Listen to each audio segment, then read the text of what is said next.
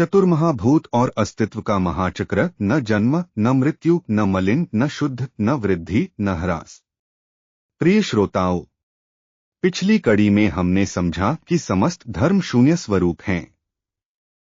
आज हम हृदय सूत्र के अगले वाक्य को जानेंगे। न जन्म न मृत्यु न मलिन न शुद्ध न वृद्धि न ह्रास और चतुर्महाभूत, चार महान तत्व की गहन शिक्षा। बौद्ध धर्म विशेष रूप से चतुर्महाभूत की शून्यता पर बल देता है। ये चार महाभूत हैं पृथ्वी, अग्नि, जल और वायु। बौद्ध मत में ये चारों तत्व ही समस्त भौतिक पदार्थों के आधारभूत घटक हैं। हमारा शरीर भी इन्हीं से बना है। हमारी मांसपेशियां, हड्डियां, बाल, यह पृथ्वी तत्व है। शरीर का ताप, यह अग्नि तत्व है। श्वास प्रश्वास, यह वायु तत्व है। रक्त, स्वेद, नेत्रजल, लार, यह जल तत्व है। चतुर्महाभूत की शून्यता का अर्थ यह नहीं कि ये तत्व अस्तित्व में नहीं हैं।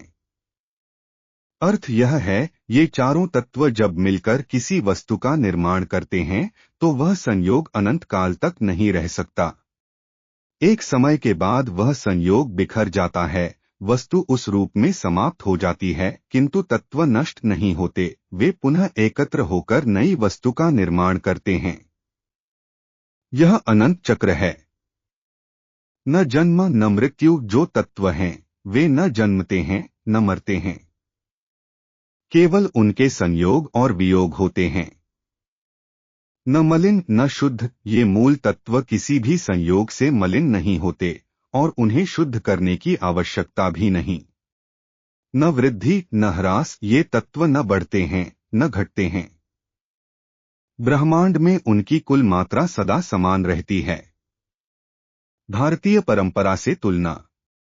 हमारे प्राचीन भारतीय ऋषियों ने भी प्राण की अवधारणा दी, एक ऐसी सूक्ष्म ऊर्जा जो दिखती नहीं किंतु समस्त ब्रह्मांड में व्याप्त है। दाओवादी परंपरा में इसे क्यूआई प्राण शक्ति कहते हैं। प्राण संचित होकर रूप बनता है, बिखरकर वापस प्राण हो जाता है। यही विचार आधुनिक भौतिकी के ऊर्जा संरक्षण नियम में भी दिखता है। जीवन में व्यावहारिक उपयोग।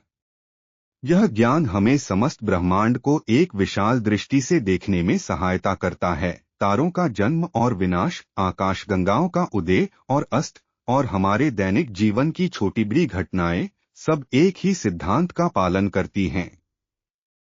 जब हम किसी समस्या का सामना करें जिसे हम हल नहीं कर सकते, तब स्वयं से कहें, यह भी प्राण संयोग से बना है, यह अस्थायी है, इसका प्रभाव भी वायु की भांति गुजर जाएगा। यही है किसी भी घटना से मन की अचल शांति। हृदय सूत्र का पाठ।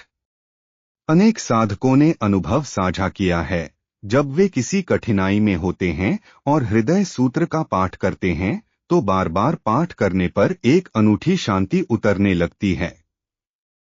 कष्ट धीरे धीरे हल्का होने लगता है। यह मात्र धार्मिक विश्वास नहीं, यह एक सकारात्मक मानसिक प्रक्रिया है। एकाग्रता से बार बार पाठ करना एक प्रकार की ध्यान साधना है।